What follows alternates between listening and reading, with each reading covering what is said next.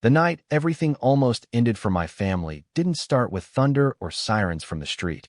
It started with one shrill, panicked scream from a machine, the oxygen concentrator at the head of my mother's bed shrieking like it knew something we didn't, its little screen flashing low power in angry red. And in that half second between sleep and awareness, my brain tried to tell me it was just another brownout, just another flicker on an old grid. But my feet were already on the floor, my heart already somewhere up in my throat as I sprinted for the backup system I had built for exactly this moment. I hit the garage light, saw the generator in the corner, and my stomach just dropped because the whole panel was wrapped in a neon sticker. Violation. Remove immediately. Silver Pines Covenant Association. Wires snipped clean like someone had taken a pair of bolt cutters to my mother's lifeline, and taped over the sub-panel breaker box was a note in blocky handwriting. Pending compliance. Do not restore power. Mark Dwyer, Board Enforcement. The padlock snapped shut over the switch. That fed half my house, including the outlet that kept my mother breathing. Inside, through the thin bedroom wall, I could almost hear Lydia Cross, the Silver Pines HOA president, the woman who'd turned our lakeside street into her private kingdom, in that syrupy voice she used at board meetings. If you can't respect the bylaws, maybe your situation isn't appropriate for this community. And while the battery backup on the concentrator started its countdown, red numbers bleeding seconds away from my mother's lungs, I realized I wasn't just fighting a power outage. I was fighting a neighbor so drunk on control that she thought aesthetics outranked oxygen. What Lydia didn't know, what Mark didn't understand, was that the moment they taped that note to my breaker, they didn't just trip a circuit, they tripped every alarm I'd spent years training into my bones. Because I wasn't just some guy with a sick mom. I was Ethan Ward, county emergency instructor, wildfire drill nerd, the sort of person who knows who's flying in the sky on any given Sunday night. And within minutes, the still lake air over Silver Pines Lake would be shredded by rotor blades. As Black Hawk helicopters dropped out of the darkness onto our perfect little cul-de-sac, like very loud angels of consequences.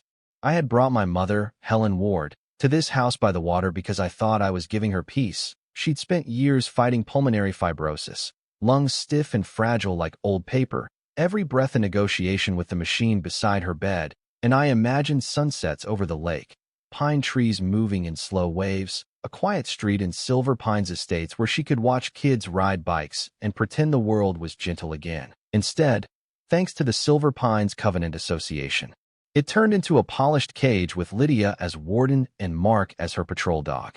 They saw my mother's oxygen concentrator as medical clutter. They saw the backup generator I installed beside the garage as noise pollution.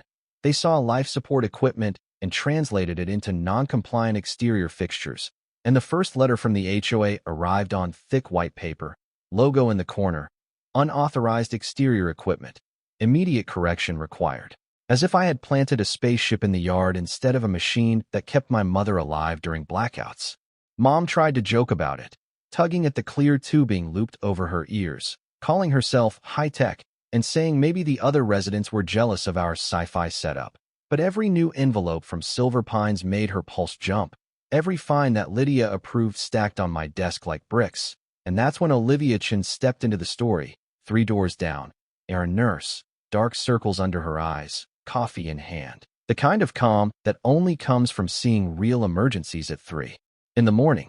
She read those violation letters in my kitchen, shook her head, and said quietly, "You need a paper trail and a backup plan. This isn't just petty. This is dangerous." So I did exactly that.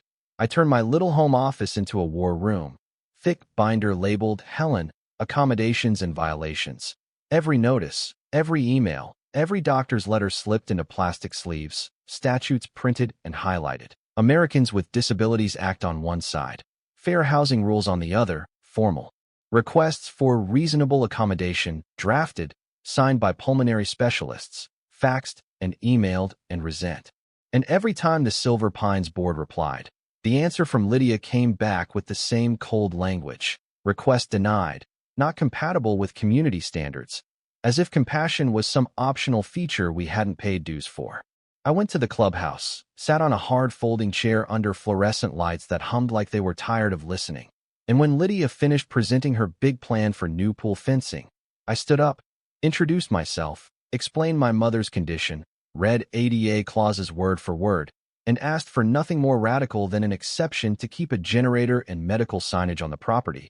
But Lydia, hair sprayed into a helmet, leaned toward her microphone and said, with that fake sweetness she saved for public comments, "We understand this is emotional, Ethan, but if we start bending rules for one person, we lose consistency. And then where does it stop?" And Mark leaned in the back of the room with his clipboard like a security prop, smirking like I'd just lost a debate instead of described a life-or-death issue. By midsummer, the letters evolved into courtesy notices that weren't courteous at all, threatening suspension of services if I didn't remove unapproved power infrastructure, which everyone knew meant the generator. And one particularly insane notice actually used the phrase, "unauthorized medical equipment visible from common areas," as if breathing were some kind of hobby that needed HOA sign-off. Meanwhile, the grid around Silver Pines flickered every hot week, each little blip sending my mother's oxygen levels sliding. So I installed bigger batteries, labeled everything in giant fonts, laminated signs for the front door, "Oxygen-dependent patient, do not disconnect power." And still, at the next HOA meeting, Lydia held one of those signs up like contraband and called it visual clutter. That's when the fear turned into something sharper, because I could feel her pushing, testing, seeing how far she could go. And the entire time, behind her, the county was planning a wildfire drill, National Guard helicopters scheduled to fly low over our ridge, emergency operations folks dusting off their radios, my CERT colleagues prepping materials, and I volunteered, of course, to brief neighbors on backup power and evacuation, only to have Lydia barging into my little training in the driveway, heels cracking on the concrete as she shouted that my session was unauthorized fear-mongering. And then, for good measure, she blasted the whole community email list with a warning that unsanctioned emergency meetings would be fined. That's when I knew this wasn't just ignorance. It was hubris with a letterhead, and one day, if she had the chance, she would push past fines and paper and use something much more dangerous to make her point. It happened on a Sunday, the kind of evening that almost tricks you into forgetting you live in a neighborhood run by people who hate porch lights over 2,700 K. The cicadas were starting up. The lake out back was catching streaks of orange. I was in the kitchen chopping vegetables, thinking about absolutely nothing important, when the lights flickered once, twice, and then the house dropped into darkness with a little sigh. And for one blessed heartbeat, I told myself, okay, another rolling outage, generator will catch it. And then the sound hit. The concentrator in the living room let loose that piercing alarm, the one you never forget once you've heard it in a hospital. I dropped the knife, sprinted down the hall, saw the screen blinking red. See power lost. Backup engaged. The battery icon already missing a bar. My mother looking up at me with that quiet, shaky trust that says, "You've prepared for this, right?" And my stomach answering, "I thought I had." Outlet's dead. Lamp's dead. I ran to the garage, hit the switch on the generator out of habit and got nothing but silence. Then saw the Silver Pines violation sticker slapped across it like a trophy. Cords cut. Breaker box padlocked with Mark's handwritten note dangling there. Pending compliance. And something inside me went from panic to a kind of icy, focused rage, the kind that starts measuring seconds and distances and radio channels. I stormed out into the yard with my phone already recording. And there they were, like they'd been waiting for their cue. Mark Dwyer in his Silver Pines enforcement polo, clutching his clipboard like a badge, and beside him Lydia Cross, arms folded, smile small, and pleased like she'd finally handled her most annoying resident. "You cut power to my house," I shouted, one hand gesturing wildly, the other keeping the camera steady on their faces, on the generator, on the note. My mother's on life support. "Ethan, you chose to ignore multiple notices," Lydia replied, voice all faux calm, hair whipping a little in the evening breeze. "We simply ensured that unauthorized modifications to the electrical system were disabled. We have to protect the association from liability. You know that. It's in the bylaws," her tone implying that my mother's lungs should have read the fine print. "Your mother's condition doesn't exempt you from community standards," Mark added, shrugging. "You had plenty of time to comply." Behind us, the alarm screamed louder. My mother's breath grew choppy. My brain started doing math on battery minutes versus travel time to the nearest ER, and I knew arguing with them was like begging a brick wall for empathy. So I turned away, hit 911, and said, in a voice I barely recognized, "My elderly mother is oxygen dependent. The HOA has cut power and physically padlocked my breaker. Backup's dying. Gate access is restricted. We need EMS, and we may need air support." The dispatcher's tone changed instantly. I heard her fingers flying across a keyboard, heard the shift from script to urgency. She promised paramedics were rolling, then hesitated on the gate issue, and I cut in with the one card I knew I had.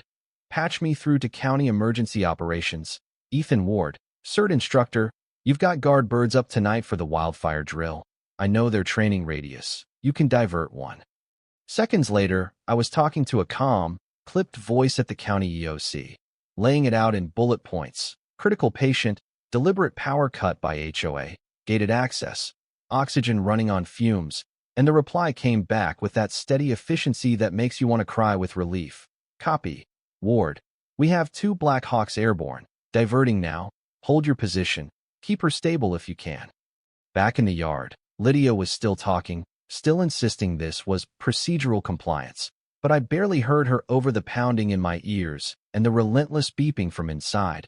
I got my mother into her wheelchair, swapped her onto a portable tank that wouldn't last long, rolled her out onto the porch where the air at least felt less stale, and that's when we all heard it, a low thudding in the distance, like someone had plugged the sky into an amplifier. Rotor blades.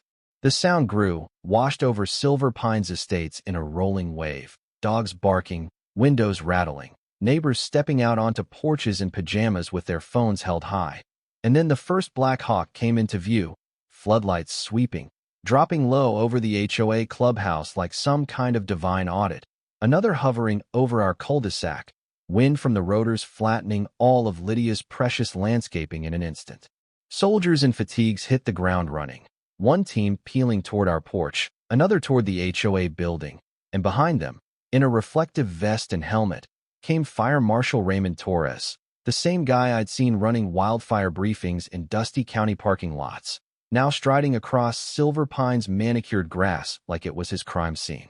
A medic knelt beside my mom, introduced himself as Sergeant Lucas Meyer over the roar, clipped pulse ox to her finger, swapped her onto their oxygen, calm as if this was just another day at work, while Marshal Torres marched right past me to the breaker box, ripped down Mark's little note, read it under the floodlight, and turned slowly toward Lydia and Mark with a look I wouldn't wish on anyone. "Who wrote this?" he shouted, and when Mark tried to disappear into the crowd, a sheriff's deputy put a hand on his shoulder, body cam blinking. "We have video of you at this panel, sir. Do you want to adjust your answer?" And suddenly the guy who loved documenting everyone else's infractions had absolutely nothing to say. Lydia tried the private property routine, screeching that the choppers had no right to land on Silver Pines HOA grass, that she was the president, that she demanded they leave. But Torres barely glanced at her, just said, "Ma'am, under state emergency authority, your rules are on pause. You interfered with critical infrastructure. Step aside." And behind him deputies started stringing yellow tape around the clubhouse, turning her throne room into an incident command center. All around us, neighbors filmed, HOA group chats exploded. Olivia shoved through the crowd in scrubs, put a hand on my shoulder, and yelled over the noise that my mom's vitals were stabilizing, that the medics had her under control, and for the first time all night, my knees almost buckled from the whiplash of terror to relief.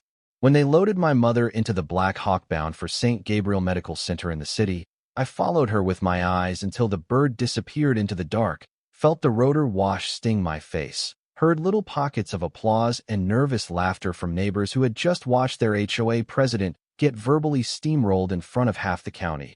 And then I turned my camera on myself, voice hoarse but steady, saying for anyone who would listen later, "Let the record show. The night Silver Pines thought its HOA was above the law came out of the sky." By the time the last rotor blades faded and the floodlights dimmed, the clubhouse was wrapped in tape. Lydia and Mark were separated and answering very pointed questions, and my binder back home was already waiting on my desk, ready to become more than just a stack of grievances, ready to become a weapon. You'd think I would have slept after that, with my mother stabilized in a quiet hospital room under the watch of people who didn't care about Shrub Heights.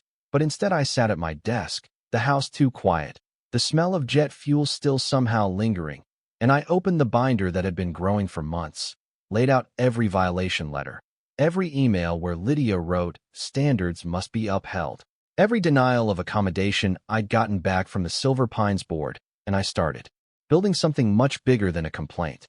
Olivia came by with coffee the next day, eyes red from back-to-back shifts, and when she saw the organized chaos on my desk, she gave a tired little smile and said, "You're not just mad, you're going to war." And I nodded, because anger is loud, but documentation is lethal. So we added her clinical notes about what a power interruption does to someone like my mother, pulled medical records, filed formal complaints with the state ADA enforcement office, fair housing agencies, and the attorney general. Then I called an attorney friend, and we began drafting the less cinematic but equally important thing, civil suits. But I knew legal pressure from above wasn't enough, because tyrants in little neighborhoods survive on silence below. So I started going door to door, not with petitions at first, just with questions. And what came out of Silver Pine's living rooms and back decks was like opening a dam. Mrs. Kapoor telling me how Lydia threatened fines over her husband's dialysis deliveries. A young couple explaining that their ramp request was denied because it disrupted the visual rhythm of the street. Parents rolling their eyes about chalk drawings classified as defacement. And with every story, I heard the same thing in their voices, fear laced with embarrassment that they had let this go on so long. Once they'd spoken, though, fear started turning into something else. And that's when I slid across the real tool. Proxy forms, straight from the Silver Pines bylaws that Lydia loved to quote. The same bylaws that included a recall clause no one had ever successfully used, 51% of the membership, and you could call a special election, remove the board, rewrite the script, and it was almost funny, using her holy document as the guillotine. Meanwhile, Lydia did what people like her always do when their power cracks. She tried to spin, sent out glossy mailers about misunderstandings and overreactions, implied that I had exploited emergency services for personal drama. But the internet is not kind to villains who scream private property at soldiers on camera, and videos from that night had already made the rounds far beyond Silver Pines, complete with memes of Lydia with helicopter blades photoshopped into her hair and Mark, dressed as a fake mall cop hugging yellow tape. We pushed anyway, not relying on viral schadenfreude, but on process, on discovery requests that forced the HOA to cough up its internal emails. And there, in black and white, we found the thing I had suspected but still felt sick reading. Mark writing to Lydia, "If we cut his power, he'll cave, he won't risk mommy running out of air." And Lydia replying, "Do it. He needs to learn who runs this neighborhood." The kind of malice you can't walk back with a PR mailer. When the special recall meeting finally came, the clubhouse was standing room only, the same room where Lydia used to bang her little gavel and lecture about trash can placement, now buzzing with neighbors who'd had enough. Fire Marshal Torres sitting quietly near the front in uniform. A living reminder that there was a bigger system watching, and I walked to the front with my binder and a cheap projector that might as well have been a flamethrower. I laid it all out, not with shouting, but with that calm that had carried me through the emergency call, timeline of violations, clips of Mark photographing my mother's tubing through the window, screenshots of the padlocked breaker and that note, the email chain where Lydia greenlit cutting our power, and then I stepped aside and let Olivia explain, in simple, clinical language, how fast a person can die when you do that, how close my mother had come to never seeing another sunrise. For years, people had stared at their shoes while Lydia talked, but not that night. Mrs. Kapoor stood up and called out their dialysis nightmare. A father in the back described his kids' chalk drawings being treated like vandalism. A teenager talked about watching her mother cry over a fine for Christmas lights. And each story was another brick pulled out from under the HOA's pedestal, until by the time we actually took the recall vote, it was almost a formality, hands raised, proxies counted. And Lydia Cross and Mark Dwyer were removed from the Silver Pines Covenant Association board by a landslide so big even they couldn't pretend it was close. Deputies handed them official notices about ongoing investigations into obstruction of emergency services and housing violations. Phones recorded every second. And then, the moment that still makes my throat tighten when I replay it, my mother, thinner but stubborn, wheeled herself up to the front, took the microphone with shaking hands, and said, "Rules without compassion are just sharp edges. Thank you for choosing not to live like that anymore." and there wasn't a single person in that room who looked away. In the weeks that followed, Silver Pines Estates changed in ways that were both small and enormous. The interim board, made up of people who actually lived there instead of ruling it, voted in a compassion clause that required reasonable medical accommodations. EMS got permanent gate codes, fines for ramps and medical deliveries were wiped out and refunded. Olivia organized a volunteer emergency team that met on the same lawn where Lydia used to yell at kids, and the Black Hawk crew even came back one Saturday, this time for a community demo, letting kids climb up into the cockpit while parents took photos, and my mother watched from under a canopy, smiling at the sight of helicopters being associated with awe instead of fear. Across the street, I saw Lydia once, standing on her porch in a plain sweater, no pearls, no clipboard, watching a neighborhood that no longer belonged to her. And I didn't feel triumph so much as closure, because she could hire lawyers and complain to anyone who would listen. But the thing she had really lost wasn't a title, it was the belief of the people she lived next to, and that doesn't come back just because a case settles. Now, when the power flickers in Silver Pines, my heart still jumps. I still glance at the concentrator even though the hospital has upgraded my mother's setup and we have more layers of backup than ever. But I also know that if something goes sideways, the people on this street won't hide behind bylaws anymore. They'll show up with flashlights and spare batteries, and what do you need? And that's the real justice. The part that isn't written into a court order, but into how we treat each other. So here's the closure I can live with. My mother is breathing safely. The HOA that almost turned her oxygen tube into a noose has been gutted and rebuilt. The people who cut our power are facing real consequences. And the community they thought they controlled now uses the same rules they worship to protect, not punish, the vulnerable. And here's what I want to ask you, because this story isn't just about one Lake Street and one terrible HOA. It's about power and ethics and how far policy should ever be allowed to go. When do rules stop being safety rails and start becoming weapons? When, if ever, is it acceptable to risk someone's life in the name of consistency? And when you see control being used like that where you live or work, do you stay quiet and hope someone else calls the metaphorical Black Hawks? Or do you step up, even with shaking hands, and say, "Not here, not like this"? Tell me in the comments what you think. Share the stories where you've seen authority cross the line. And if you want more long, messy, real tales where arrogance falls and ordinary people push back, hit subscribe. Because on this channel, we don't just rant about HOAs. We ask what justice actually looks like when it has to live next door.